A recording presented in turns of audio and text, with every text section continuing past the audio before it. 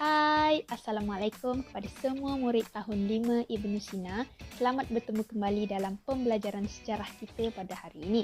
Jadi, pada hari ini kita akan sambung pembelajaran dengan unit 9 iaitu Bendera Kebangsaan Malaysia. Jadi, murid-murid boleh rujuk buku teks muka surat 128 sehingga 133. Standard pembelajaran hari ini adalah 9.2.4 iaitu menjelaskan etika penggunaan bendera kebangsaan dan K9.2.6 menjelaskan kepentingan menghormati bendera kebangsaan. Okey, jom kita tengok etika penggunaan bendera kebangsaan.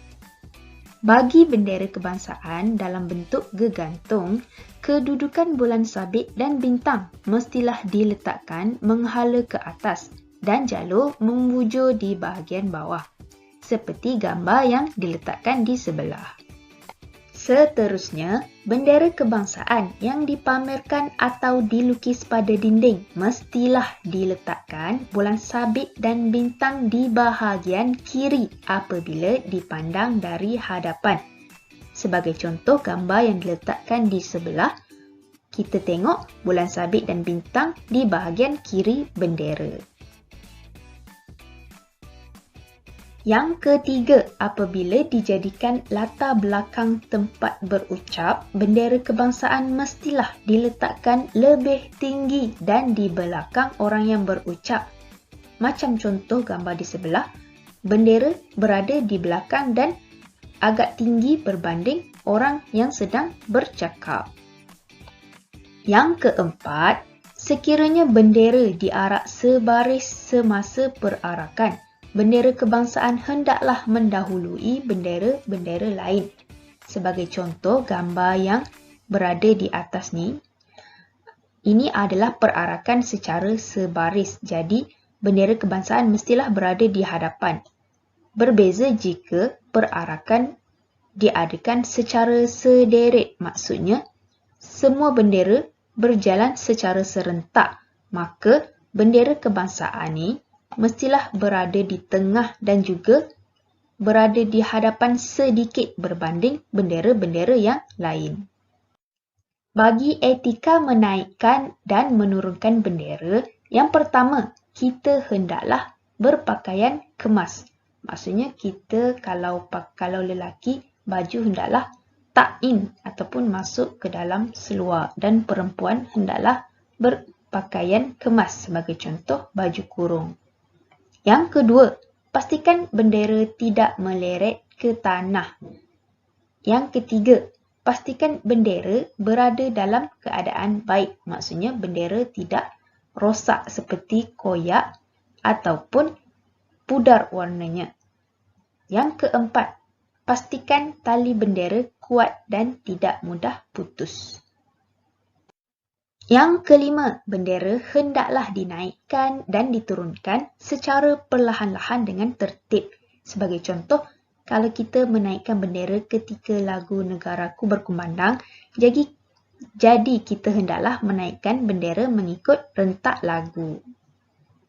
Yang keenam pula, semasa berkabung, bendera hendaklah dinaikkan sepenuhnya dan kemudian diturunkan semula ke separuh tiang.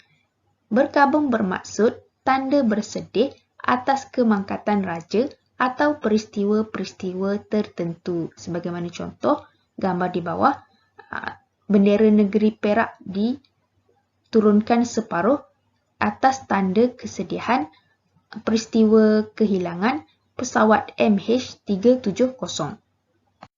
Dan yang terakhir, apabila bendera sampai ke bawah, bendera hendaklah ditatang ataupun diletakkan di atas bahu. Sebagaimana contoh gambar, bendera diletakkan di atas bahu pelajar tersebut selepas menurunkan bendera.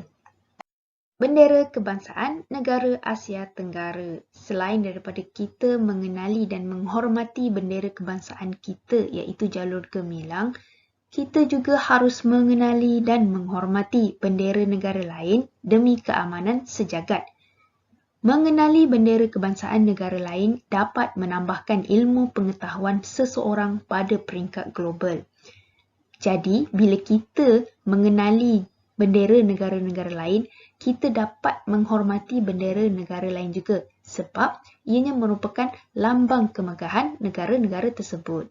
Okay, sebagai contoh, gambar di sebelah, kita ada bendera negara Malaysia, kita ada negara Thailand, bendera negara Singapura, Indonesia, Myanmar, Brunei Darussalam, Kemboja, Timor Leste, Laos, Vietnam dan juga Filipina. Jadi, mengapakah kita perlu menghormati bendera kebangsaan negara kita? Yang pertama, bendera kebangsaan ialah lambang kedaulatan dan kebesaran negara kita. Yang kedua, ia merupakan satu cara untuk kita menunjukkan rasa cinta akan negara kita, Malaysia. Dan yang ketiga, kita perlu hormat bendera kebangsaan kita kerana ia merupakan simbol perpaduan setiap warga negara. Sekian sahaja pembelajaran kita untuk hari ini. Terima kasih kepada semua murid. Kita jumpa di kelas akan datang. Bye. Assalamualaikum.